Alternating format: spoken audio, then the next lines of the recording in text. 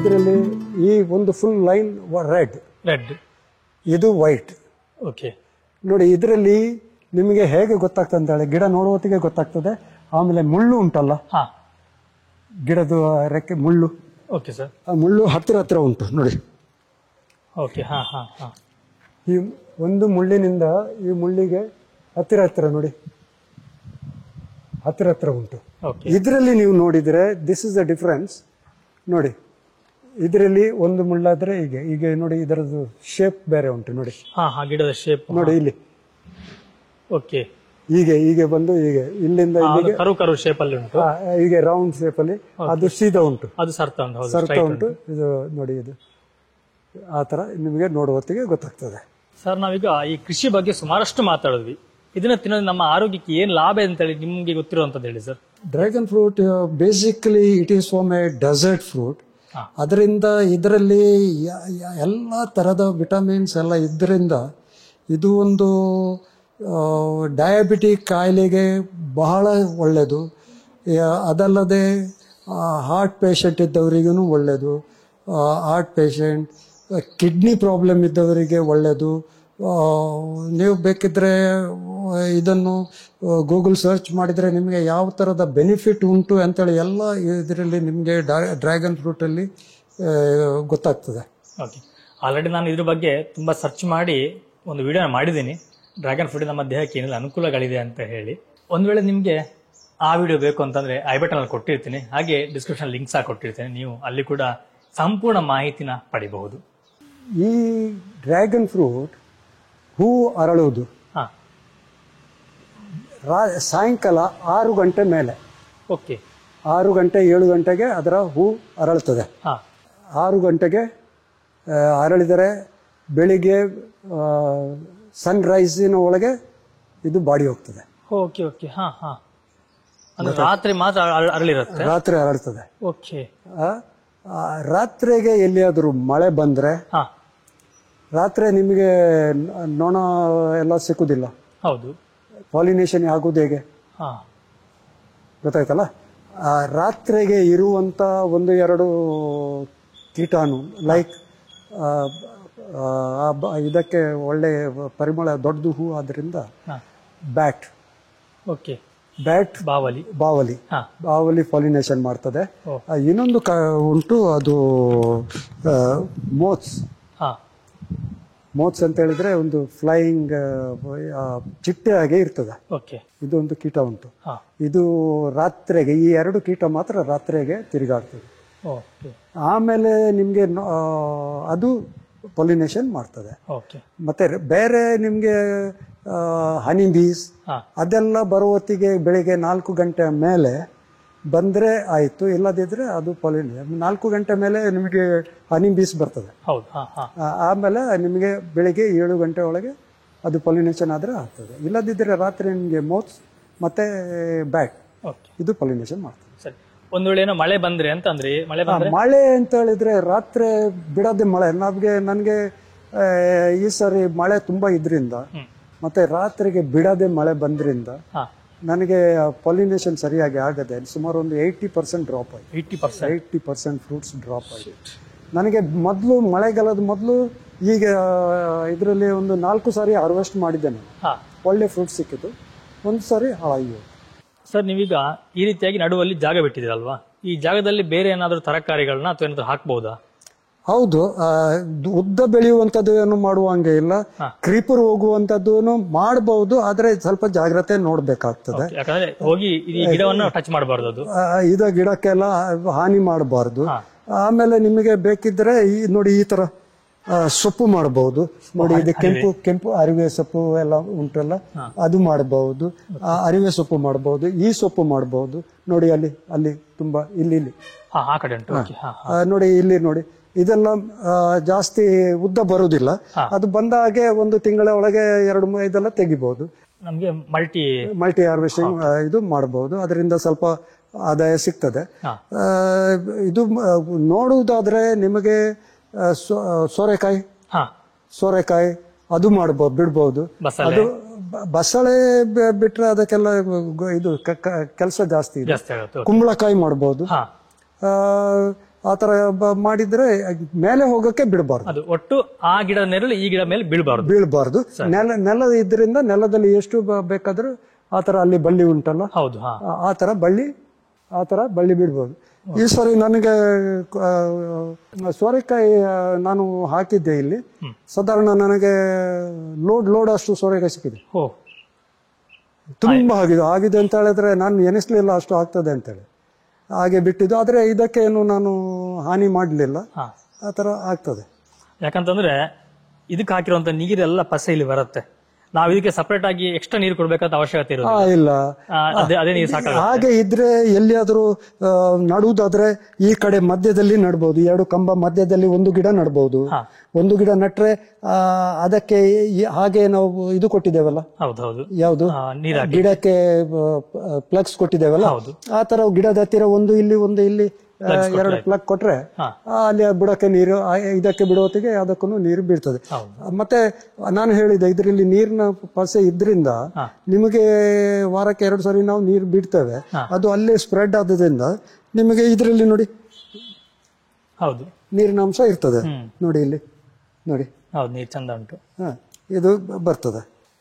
ಮಾಡುದಾದ್ರೆ ಜನ ಇದ್ರೆ ಏನ್ ಬೇಕಾದ್ರೂ ಮಾಡಬಹುದು.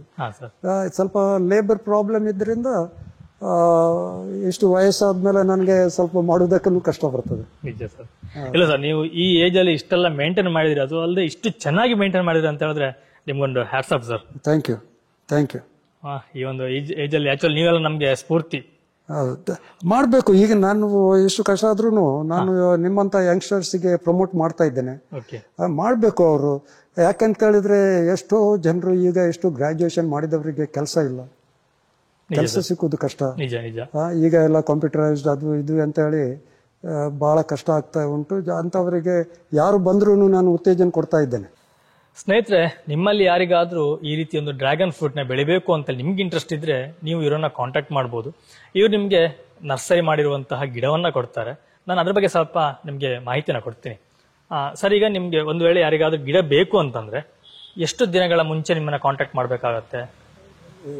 ನರ್ಸರಿಗೆ ಯಾವಾಗ್ಲೂ ನರ್ಸರಿ ನಟ್ಟ ಮೇಲೆ ಅದಕ್ಕೆ ಜಾಗ್ರತೆಯಾಗಿ ನಾನು ಹೇಳಿದ್ದೇನೆ, ಜಾಗ್ರತೆಯಾಗಿ ನೋಡ್ಬೇಕಾಗ್ತದೆ. ಜಾಗ್ರತೆ ಯಾಕಂತ ಹೇಳಿದ್ರೆ ಇರುವೆ ಕಾಟ ತುಂಬಾ ಬರ್ತದೆ, ಅದನ್ನು ಅವಾಯ್ಡ್ ಮಾಡಬೇಕು. ಚೆನ್ನಾಗಿ ನೋಡ್ಬೇಕು, ಅದಕ್ಕೆ ಬೇರು ಬರಬೇಕು, ಅದಕ್ಕೆ ಚಿಗುರು ಬರಬೇಕು. ಇದಕ್ಕೆಲ್ಲ ಆಗುದಾದ್ರೆ 3 ತಿಂಗಳು 4 ತಿಂಗಳು ಬೇಕಾಗ್ತದೆ. ನಟ್ ಮೇಲೆ ಅದ್ರ ಕಟ್ಟಿಂಗ್ಸ್ ನಟ್ ಮೇಲೆ 3 ತಿಂಗಳು ಬೇಕಾಗ್ತದೆ ಬೇರು ಬರಕ್ಕೆ. ಅದಕ್ಕೋಸ್ಕರ 3 ತಿಂಗಳು ಮೊದಲಾಗಿ ಹೇಳಿದ್ರೆ ಎಷ್ಟು ಗಿಡ ಬೇಕು ಬೇಕಾದಷ್ಟು ಸಪ್ಲೈ ಮಾಡಬಹುದು. ಸರ್, ನಿಮ್ಮನ್ನ ಕಾಂಟ್ಯಾಕ್ಟ್ ಮಾಡೋ ನಂಬರ್ ಅಂತ ಕೊಟ್ಬಿಡಿ ಸರ್. ನಂಬರ್ ನಂದು ಕಾಂಟ್ಯಾಕ್ಟ್ ಮಾಡುವುದಾದ್ರೆ 9900321651. ಈ ನಂಬರಿಗೆ ನೀವು ಯಾವಾಗಲೂ ಕಾಂಟ್ಯಾಕ್ಟ್ ಮಾಡಿ. ನಂದು ಹೆಸರು ಆರ್ಥರ್, ARTHUR, ಆರ್ಥರ್ ಕುಲಾಸೋ. ಕಾಂಟ್ಯಾಕ್ಟ್ ಮಾಡಿ. ನಿಮಗೆ ಯಾವಾಗಲೂ ಬೇಕಿದ್ರೆ ಇಲ್ಲೇ ಬರಬಹುದು, ಕಾಂಟ್ಯಾಕ್ಟ್ ಮಾಡಿ ಕೇಳಬಹುದು. ಸರ್, ಹಾಗೆ ಇಲ್ಲಿ ಒಂದು ಲೊಕೇಶನ್ ಅಡ್ರೆಸ್ ಹೇಳಿಬಿಡಿ ಸರ್. ಇದು green field, Padamale post, Neermarga 575029. Postal code Padamale post. Actually ಈ ನಿಮ್ಗೆ ಪ್ಲೇಸ್ ಬಂದು ಮೈನ್ ರೋಡ್ ಸೈಡ್ ಅಲ್ಲೇ ಇದೆ, ನಿಮ್ಗೆ ಹುಡುಕ್ಬೇಕು ಅಂತೇನಿಲ್ಲ. ನೀವು ನೀರ್ಮಾರ್ಗ, ನಮ್ಮ ಮಂಗಳೂರಿಂದ ನೀರ್ಮಾರ್ಗ ಬರುವಾಗ ಕೆಲ್ರೈಸ್ ಅಂತ ಒಂದು ಸರ್ಕಲ್ ಬರುತ್ತೆ. ಆ ಕೆಲ್ರೈಸ್ ಸರ್ಕಲ್ ಹತ್ರನೇ ಇವರದೊಂದು ಈ ಪ್ಲೇಸ್ ಇರುವಂತದ್ದು. ನೀವು ಇಲ್ಲಿ ಬಂದು ಅವ್ರಿಗೆ ಕಾಲ್ ಮಾಡಿದಾಗ ಖಂಡಿತವಾಗ್ಲೂ ಅವರು ನಿಮ್ಮ ರಿಸೀವ್ ಮಾಡ್ಕೊಳ್ತಾರೆ.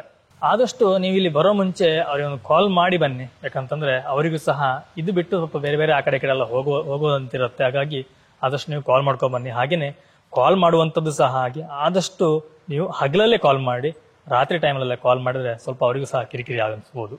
ಸ್ನೇಹಿತರೆ, ಈ ವಯಸ್ಸಲ್ಲೂ ಕೂಡ ಇಷ್ಟು ಹೊತ್ತು ನನ್ನ ಹತ್ರ ನಿಂತ್ಕೊಂಡು ಎಲ್ಲಾ ವಿಷಯಗಳ ಬಗ್ಗೆ ಸವಿವರವಾಗಿ ವಿವರಣೆನ ಕೊಟ್ಟು ಎಲ್ಲದನ್ನೂ ತಿಳಿಸ್ಕೊಟ್ಟಿದ್ದಾರೆ.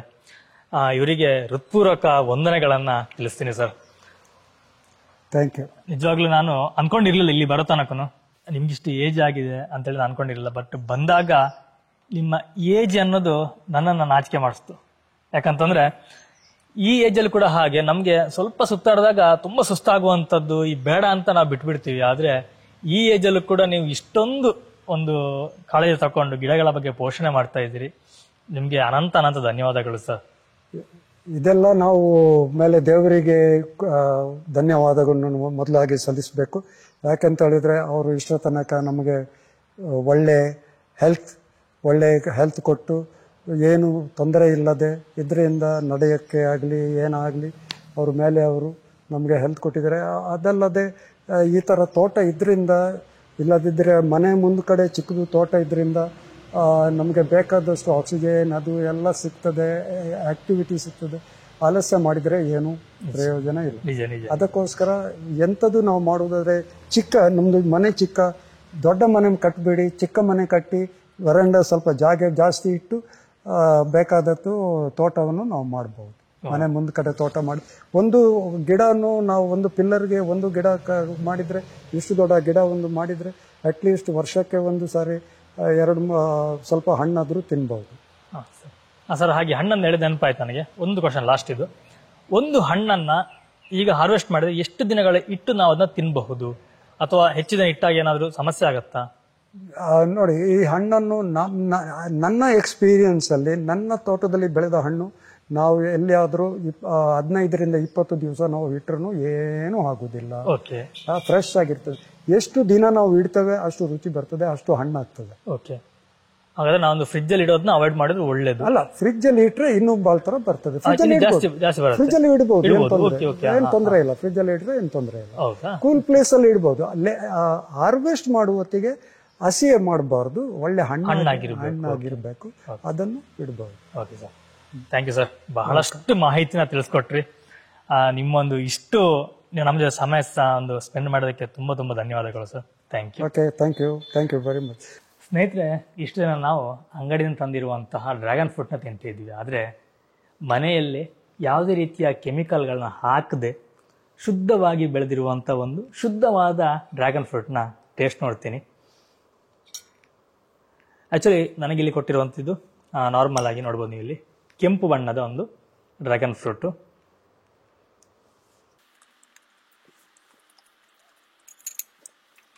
ನಾವು ನಾರ್ಮಲ್ ತಂದು ತಿನ್ನೋದಕ್ಕಿಂತ ಇದಕ್ಕೂ ತುಂಬ ಡಿಫ್ರೆನ್ಸ್ಗಳು ಗೊತ್ತಾಗುತ್ತೆ.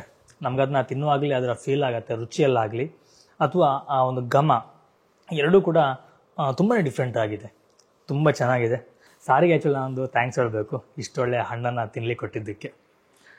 ಎನಿವೇ ಸ್ನೇಹಿತರೆ, ಇದಿಷ್ಟು ಈ ಒಂದು ಡ್ರ್ಯಾಗನ್ ಫ್ರೂಟ್ನ ಬೆಳೆಯ ಬಗ್ಗೆ, ಹಾಗೆ ಒಬ್ಬ ಇಳಿ ವಯಸ್ಸಿನ ಮಿಂಚಿನ ವೇಗದ ವ್ಯಕ್ತಿಯ ಒಂದು ಪರಿಚಯ ಆಗಿತ್ತು. ನಿಮಗೆ ಈ ವಿಡಿಯೋದಲ್ಲಿ ಬಹಳಷ್ಟು ವಿಷಯಗಳನ್ನ ತಿಳ್ಕೊಂಡಿದ್ದೀನಿ ಅಂತ ಅಂದ್ಕೊಳ್ತೀನಿ. ನಾನು ನಿಮಗೆ ಮುಂದಿನ ಒಂದು ವಿಡಿಯೋದಲ್ಲಿ ಸಿಗ್ತೀನಿ. ಥ್ಯಾಂಕ್ ಯು, ಬಾಯ್, ನಮಸ್ಕಾರ.